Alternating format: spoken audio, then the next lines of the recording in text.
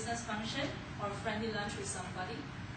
You sit down and having fun, talking, and you find this one person that you really like to know better, be it a business contact, a potential client, or someone you would like to date.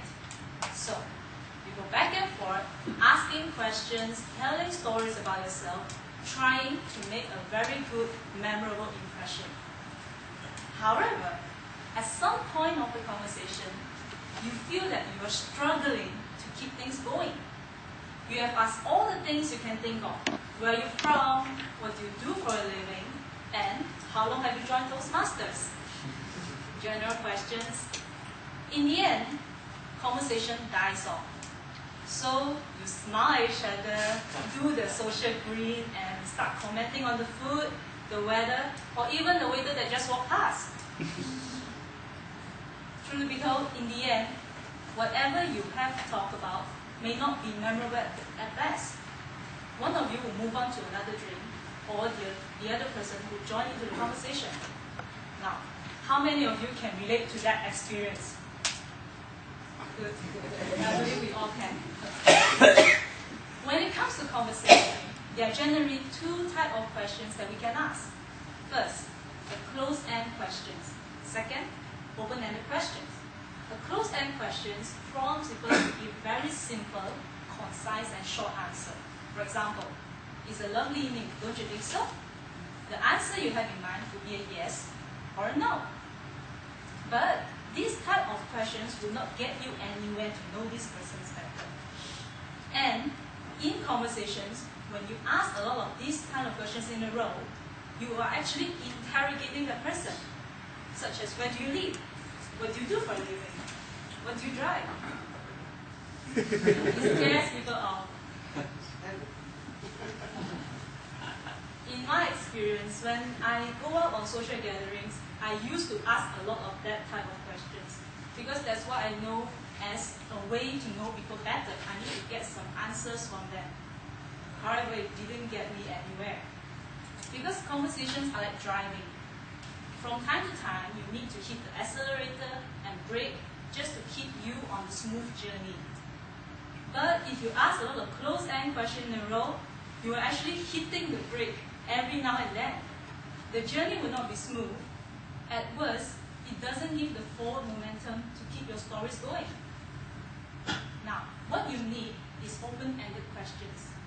These questions prompt people to give more thought-out answers, longer answers, because if I ask you, the traffic jam is terrible lately, especially right after the school reopens. I have to wake up 1 hour earlier than usual just to make sure I don't get trapped in a jam. How does it affect you? Now, think. You will have to think of how does it affect your daily life in terms of getting to work because of the traffic jam. So these are more thought-out answers. And these type of questions would actually bring some opinions, ideas, and stories about someone that you really need to know.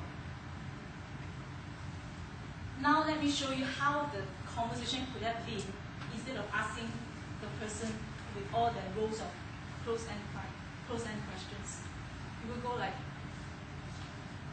"Hi, Koshin. How have you been lately?"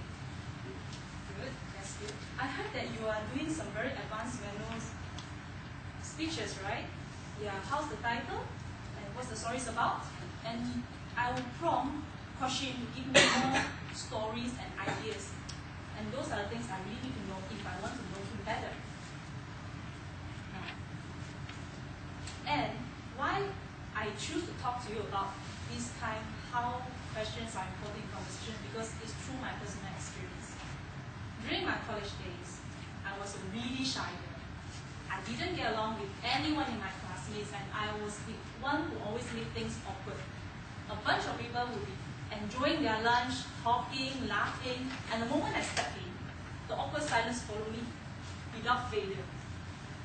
And during that time, there was this cute classmate that I liked very much. But I was too shy to actually start a conversation with him. So my friend was a kind enough person. She brought us into this conversation. So I thought to myself, go girl, this is your chance, try to impress him. I was busy preparing questions in my mind that I actually forgot to engage him in a conversation. I went on something what I did to question just now. Where do you stay? Which high school are you from? What club are you joining this year? What kind of music do you like? So, as you can expect, it went down to the drain. After a while, after that, he didn't speak to me for a while. So, that's the story. Ladies and gentlemen, communications is crucial in our daily lives.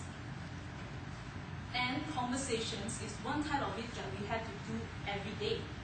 So if you want to master the art of communications, it is best to start with conversation. Ask the right questions.